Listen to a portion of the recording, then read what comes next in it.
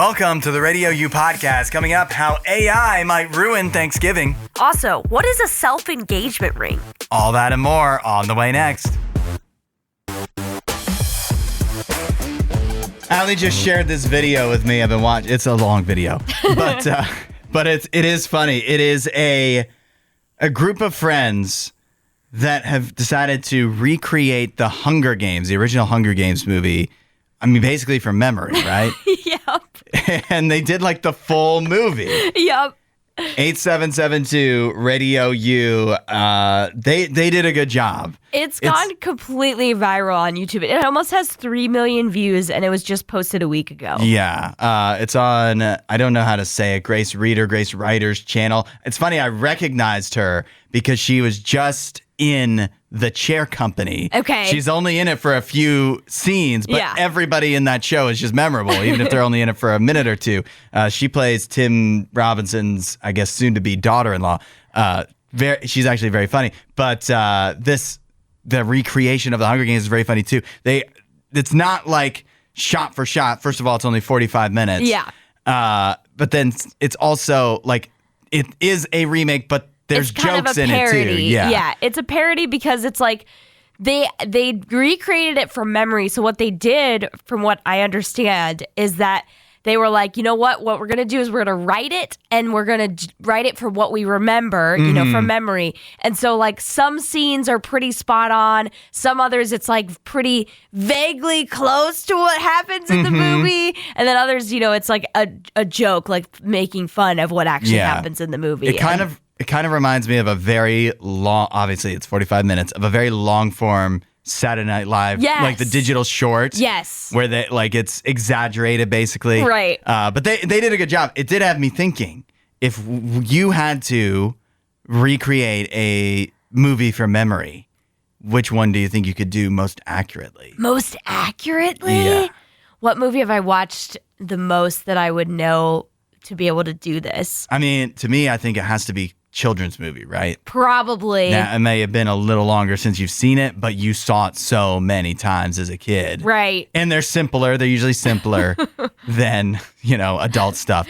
So I'm thinking like, I think I could do a pretty good job of Lion King. I was just thinking Lion King would be a great one. I watched so much Lion King. Yes, I watched that a million times. I think it would be difficult to do a musical, but that would be fun. Yeah. And then I think any of the Disney princess films. Okay. I watched those a lot, that I probably could do any of those. I know the other one that I remember is I watched, now I couldn't do this now, but when I was a kid, I went through a phase where I watched Hercules so many times in such a short period of time that I remember thinking like, I bet you I could like get 30 minutes into this movie without missing a line. Right. You know what I mean? You could quote the whole thing. Yeah. Yes. I don't know how old I was, but I distinctly remember that. Another one that I watched a lot when I was a kid that I could probably do, Emperor's New Groove. Oh, yeah. That would be a fun one. Yeah. Yeah, it's been long enough since I've seen that I think I would have a tough time. But yeah, I'm trying to think of anything that's not like child-oriented. Yeah, that I could recreate. Because obviously Hunger Games is a little bit more mature, but they make it a parody, which is funny. And I also do have to say, I loved this video so much that for the very first time, I used the hype feature on YouTube. Oh, yeah? Which is like basically brand new. It's been around for a couple months, maybe, where you can hype a video and it sends it out into the algorithm. Not as if it needed any help. It already had 2 million views when I saw it, but now it's almost got 3. So maybe I did help it out. I don't know. There you go. But yeah, I don't know what I would do on a more mature scale, what movie I would recreate. I'm thinking now that I've had a moment, Step Brothers. Step Brothers. I think I've seen Step Brothers enough times. I could do a pretty good job. I could recreate that. Yeah. Let us know what movie you think you could recreate from memory the most accurately. 8772 Radio U. People texting in. If you had to recreate a movie from memory, which one could you probably do the most accurately? Some really good answers coming in. Landon first at 8772 Radio U is such an obvious answer. Elf. That would be a perfect one to do. And very timely with it being the Christmas season. He's so right. I just watched Elf the other night and when I put up my tree. So Elf is the obvious answer. It'd be fresh in my mind. Yep. And I legitimately probably have seen that more than any other movie in my life. Okay. So that'd be a good one for you guys to do. You should plan it together. Yeah. We heard from Sage, Fantastic Mr. Fox by Wes Anderson. To recreate a Wes Anderson movie would be difficult a little bit, in my opinion. But I think that would be a fun one to do. Yeah, that'd be a challenge. Yeah. But I'd like to see you do it. Yes. I do like some Wes Anderson movies. I've only seen The Fantastic Mr. Fox once. Okay. I don't know why I'm saying only. I mean, obviously, I haven't seen it as many times as Sage. But you've seen it. But I have seen it. Okay. We heard from Chad, who says, hands down, Ferris Bueller's Day Off. I've watched it so many times. Yes, that's a good one. Any of those like 80s films I could probably do too. I like all the John Hughes movies. Yeah. I could probably do any of those. It helps that not only have you probably seen it a time or two or several, but where it's so like ingrained and it was so culturally like relevant. Yeah. Yes, that's the same with the Hunger Games. I think that's why it works so much because so many of us remember it. So it was kind of like it's in the zeitgeist. Yeah. Yeah. Yeah, you not only saw it when you watched the movie, you just saw it everywhere else. Right. We heard from Stephanie, and she says, I would try to recreate the film Memento, but I'd forget what I'd just done and have to retell it. LOL. A parody of that movie. That is funny. A Christopher Nolan classic. Yes. That is how the movie goes. Have you seen it? Yes, I've seen gotcha. Memento. Yeah. But for everybody else, right. That's what that joke is. It starts backwards. Right. It starts at the end. William says, if I had to recreate a movie, it would either be Hitchhiker's Guide to the Galaxy, all right, Rat Race, or Ace Ventura. Nice. Yeah. I've only seen Hitchhikers and I've seen some of Ace Ventura because there's a few of those. Yeah, I think there's two. Yeah. How would you recreate Rat the scene where you have to crawl out of the elephant's butt? Wasn't that a rhino? A rhino, whatever it was. Yeah. I just remember the butt. I don't. The butts look the same to me. Yeah, I don't know what you would do with that one. But my favorite idea is actually in the comments of this Hunger Games video. Okay. The top comment is, I need a Twilight version, like immediately. And I would absolutely be able to do a Twilight version because when I was like in, I don't know, junior high, I was obsessed with the first Twilight movie. I've never seen a Twilight movie. So you could recreate it for me. I would have no frame of reference. They are terrible. I'm sure they are. And so that's why it would be so fun to do a parody of because it'd be easy. Yeah.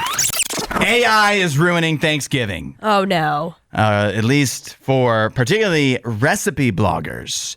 Okay. 8772 Radio U. Apparently, because now, let's say you Google mashed potato recipe, for example. What are you going to get? Before you get any of the links to the actual websites of recipe bloggers who have come up with their own unique mashed potato recipe, you're going to get the AI overview, which very well may give you the recipe without you actually having to click on anything from that point. Uh-huh. So how are the recipe bloggers supposed to make money? They need you to click on their site, scroll through the unnecessarily long preamble that tells an entire backstory on how they discovered a potato in the first place, and then finally get to the recipe. And that's how they get their ads and get their money, right? So what you're telling me is we need to really thank ChatGPT and AI right now because it's saving us a whole lot of time. It is. I don't want to have to scroll through your stupid website. I know. This is something I've complained about for a long time. This is the number one reason I use AI and ChatGPT to begin with. Find me a recipe for this. I have these ingredients. Give me a recipe.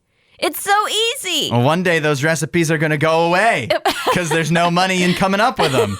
Apparently, recipe creators are complaining. They've said to Bloomberg claims that traffic is down somewhere between 40 to 80% on these recipe sites. Yeah. Versus Thanksgiving of last year. Wow. So that's a big dent. That is a huge jump in your business, but I can really only cry so many tears when your business model is, I'm going to pour so much effort into coming up with this recipe, but then I'm going to make everybody waste their time looking through something else before I actually give them the recipe. Yeah, I'm sorry. This is just tough luck for you. Yeah. The internet has moved on from this irrelevant way of finding a recipe. We have become smarter. This is a good thing. This is progress. Yeah.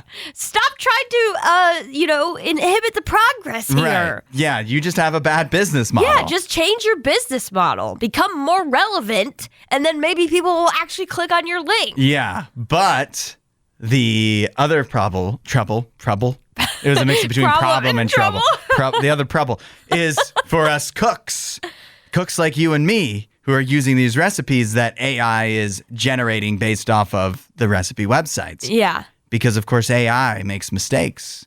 AI could jumble up two recipes together in such a way that would make it all wrong completely. I haven't run into that issue so far. No, it's rare, but, I mean, there's been well-documented instances of when AI would tell you to use glue to put cheese, to make sure your cheese sticks to your pizza when you're cooking it, or to literally eat rocks. AI has done this before. So it's not like it's infallible, and many of the times when it fails, it won't be as obvious.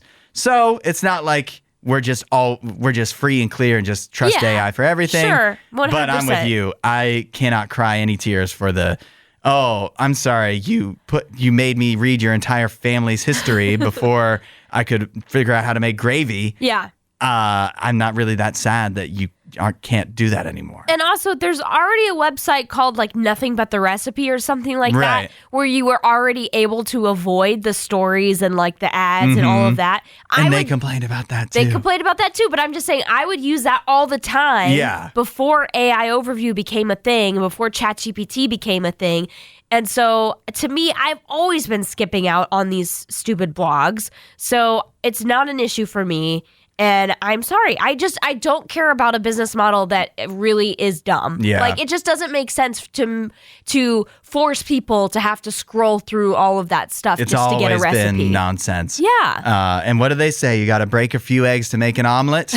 If you have to occasionally get duped by bamboozled by a bad AI overview that makes you make a recipe that's all wrong, it's a small price to pay. Charge it to the game, because that's better than watching or scrolling through a bunch of ads to get to the recipe.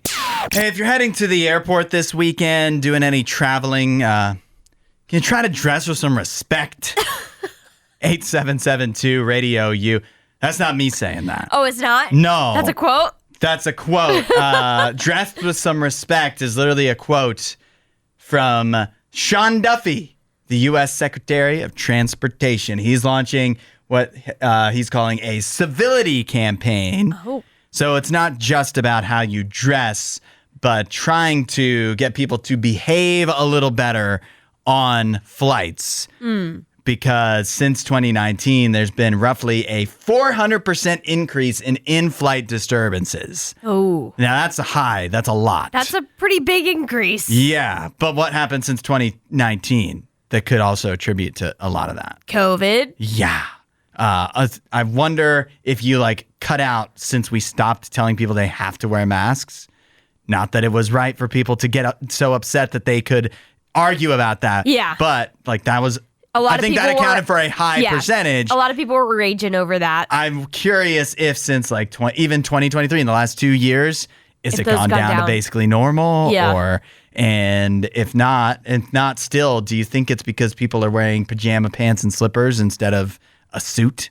No, I don't think that's the reason why people are acting weird on flights. I think overall, the issue with airplane travel, as we've talked about literally on this show, is that you have people that are stressed out, really tired, and just frustrated. They're ready to go home, and maybe their flight's been delayed all day or canceled, and now they've been in the airport for 2 days when they weren't planning to. So now it's like they're just at a stress level that's not normal for a lot of people. And so if you put all those factors in and mix up a whole bunch of people from all sorts of places, there's going to be some friction. That's just natural. But, Allie, this is how this is how air travel has always been. Sure. There's we're all going to watch Planes, Trains, and Automobiles this weekend from 40 years ago. That's where it's exactly what you're talking about. It's somebody getting upset because they keep running into roadblocks while they're trying to travel at the holidays. I mean, Home Alone. She's trying to get home. Yeah. She can't get home. But why, since 2019, has there been such an increase? It's because we're not wearing suits, obviously. But Steve Martin wears a suit in Planes, Trains, and Automobiles. He's still getting upset. Yeah, the attire of what people wear is not going to change anything. I'm sorry. The Sean Duffy, again, he's the Secretary of Transportation. He's the one launching the civility campaign where we're supposed to dress with some respect. He says, He says nice jeans and a nice shirt, at Okay. least, which is kind of how a lot of people dress. But I still just don't think. I don't think it changes wearing anything. slippers is what makes you more likely to start arguing with a flight attendant. Yeah, I mean, I think there could be some times where you could say when someone doesn't care about their appearance, they might also not care what other people think about them, and so they'll act a little bit odd or maybe have an outburst or something.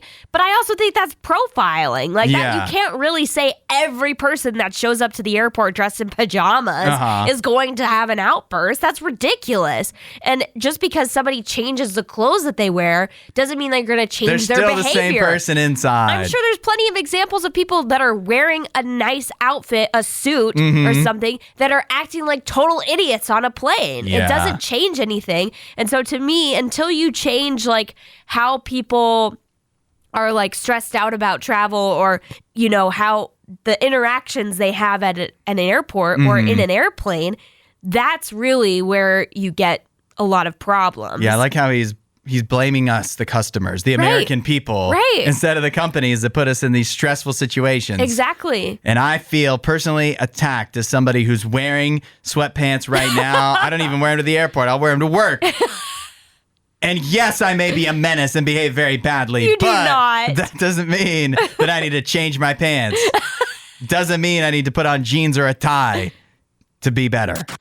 We're doing Would You Rather Wednesday, Thanksgiving theme today. Would you rather have to participate in the Macy's Thanksgiving Day Parade every year or run a turkey trot on Thanksgiving every year? Good text coming in from Regina, who says turkey trot, less standing around time. Good point. And that's kind of similar to Mark's answer. He says turkey trot hands down. Faster you get done, the faster you get home. Good point. Good point. Max says, I gotta go with the parade. I'm not much of a runner since my leg was amputated. Ooh, yeah?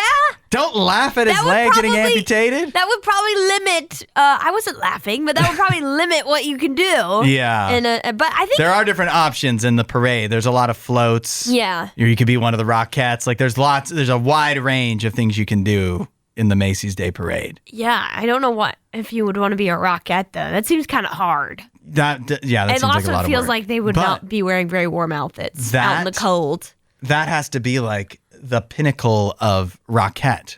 To be in the Macy's Day Parade. Right, like that's what you shoot for. Like if you're a Rockette, you train for the day where you get to be in the parade. But also, aren't they known for like Radio City Music Hall? Yeah. So that might be more of a pinnacle for them. I don't know. I feel like the parade, you get more eyes. That's fair. You get more eyes Definitely on you. more eyes on that. But we do know, though, going back to Max, he has verified his leg is amputated for real. Oh, do we need verification on that? Yeah, I don't know. It'd be a weird thing for somebody to make up. I was going to say, I hope no one would lie about that. But I know that Max is not lying. So. Okay. Well, yes. Okay, we heard from Susanna.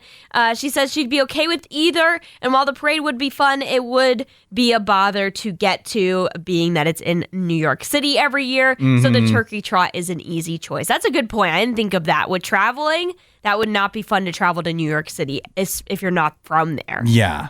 Mike says, in my running days, I would have done the turkey trot. Now, I would prefer to do the parade. All right. True says, turkey trot for me, I think. The parade just sounds miserable and has too many people. Plus, I could make the trot a fundraising opportunity for something. That is a good point. A lot of those turkey trots usually are tied to, like, food banks or some type of drive to get people help in some way. This is why I feel bad about saying I would pick the parade. Oh, you're picking the parade? Yeah, I'm picking the parade. Okay. Turkey trot, they're for a good cause. Yeah. But I'm not much of a runner. And I feel that if I'm waking up early, like you don't participate in the Macy's Day Parade for free. Yeah. You have a job. It's a job you're doing. Or you're just watching it. I guess you could watch, but participate was the question, right? Okay, that's fair. Would you rather travel and watch the parade? Then I guess I would take turkey trot. But Susanna's right. I don't know about the logistics. Like we didn't really think of that. Do you have to travel to New York City? Is that just like figured out for you? Do you just have to I guess if it's part of this curse, you have to live there? If it's your job, then I think the travel would probably be sorted out for you. Mm-hmm.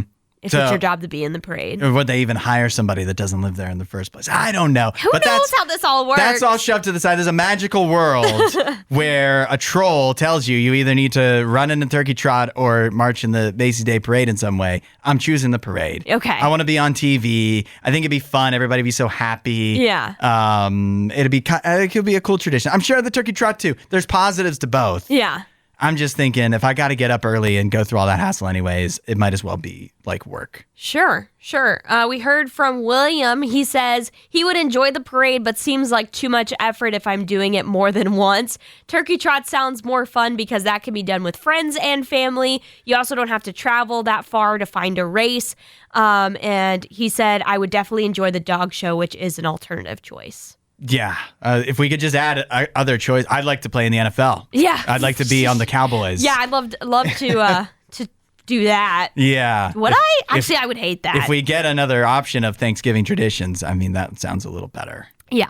All right. For me, I think it's pretty obvious what my choice is going to be. Okay. It's the turkey trot. Yeah. You already run 5Ks. I like to run. I try to run 5Ks. I like to run. And so, I think it'd be just a natural extension of what I enjoy doing already to do a turkey trot. Yeah. Shrew says you aren't required to run a 5K. You could just walk it. Yeah, that's right. A lot of turkey trots are run or walk. But if I'm walking, might as well do it in a parade on TV. Allie, it's a Thanksgiving tradition, of course, to have football on TV all day long. Right. Coming up tomorrow, both my Packers and Nene's Cowboys are in action. We're both about 3-point underdogs, give or take, half a point. The Cowboys play the Chiefs. The Packers play the Lions. Which one of us, Nene or I, is more likely to have our Thanksgiving ruined? Oh, man. I have a feeling that... Okay, this is tough. This is really, really tough. Okay, the Chiefs had a really hard win last week against the Colts. Yeah, they went to overtime. Yep. And that's trouble. And Dallas had a come from behind emotional win against the Eagles. So I could see it going either way, Chiefs or Cowboys in that game. For you, I can also kind of see it going either way. Yeah. With Packers or Lions. I really don't have a lean either way on both of those games. I think that Nene is going to have his Thanksgiving ruined. Yeah. Because even if, let's say we both lose. Okay. The Packers are still in the playoffs. Yeah. Or they're right there in the mix. If the Cowboys lose to the Chiefs, it's kind bad. of over. It's kind of over for them for this season. And they've been doing this yo-yo thing where Nene's like, before the season, they trade Micah Parsons. I'm out. I'm not watching a game all season. And then they kind of start doing okay. They tie the Packers. And it's like, hey, maybe this season isn't going to be so bad. And then they lose a game to the Panthers. And then it's like, I'm out. I'm not watching. And so if they lose to the Chiefs and they're going to be enough games out of the playoffs where it's going to be like, we're done. Our season's over. Where the Packers could lose and it's like, we already beat the Lions once this year. We're right in the mix. Yeah. We're a good team. We'll be okay. Sure. So it's not that bad if the Packers end up losing. But I agree with you that for Dallas, it has really been like a yo-yo, a roller coaster.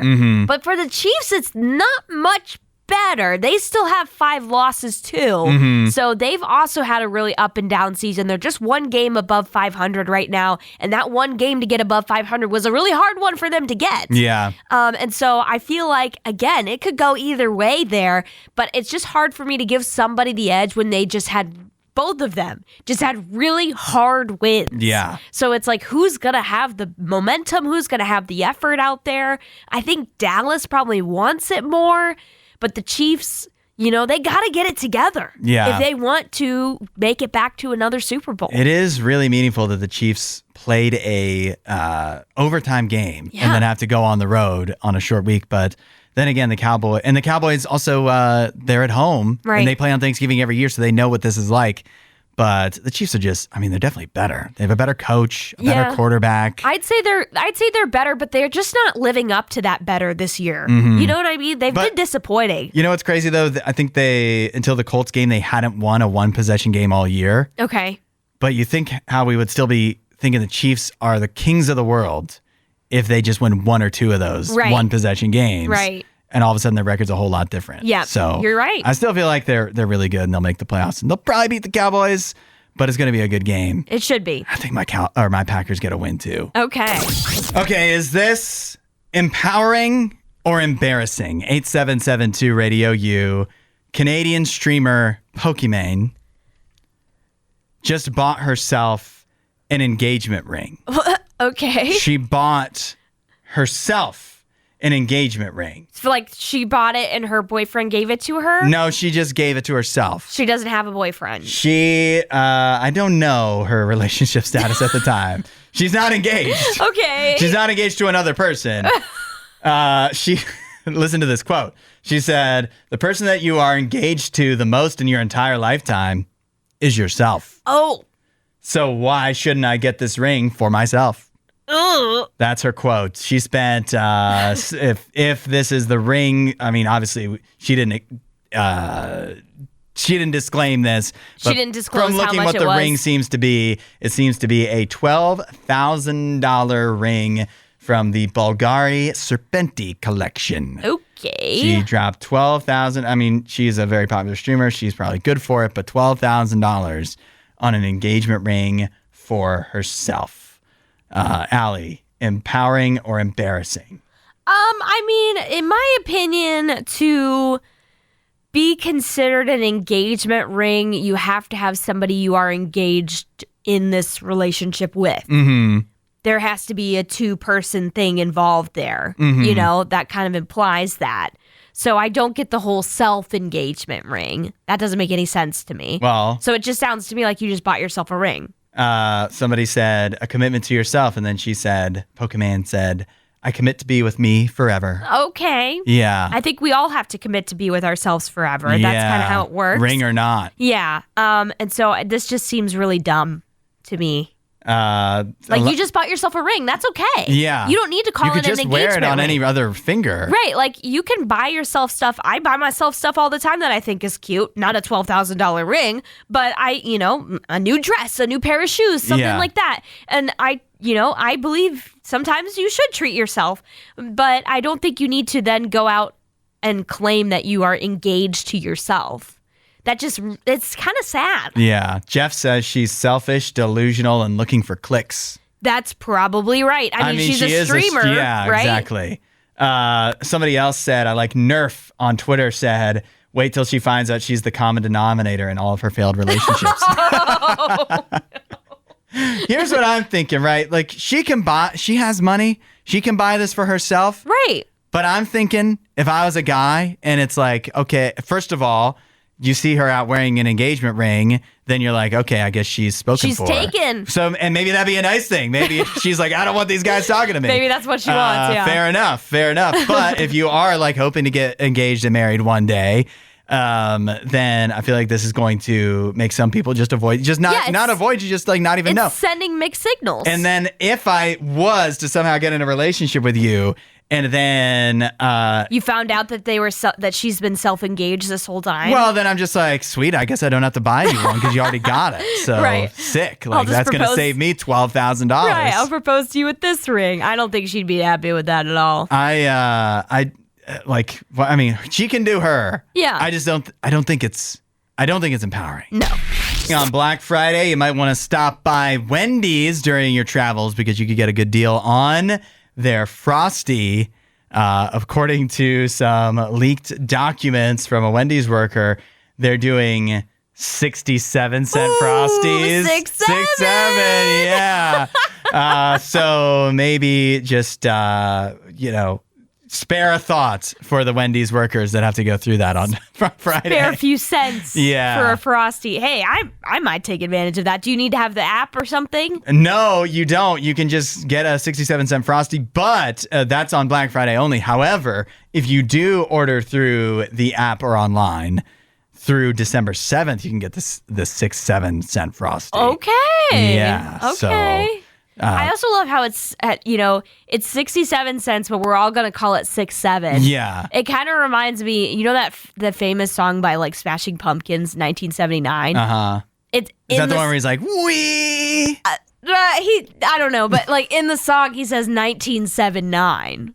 Like, have you ever noticed that? Yeah. And so for I me, can't understand a word he says. well, yeah, I think that's a problem overall. But for me, I always say it like that now because he says 1979 in the song. I always say 1979 instead of 1979. I say, yeah, okay. One of the Wendy's workers says, you know how it's like at participating locations? Yeah. They're like, I hope my location doesn't do not this. Yeah, we're not one of the participating. So you can just shut it down. Like, we're not doing that. Yeah.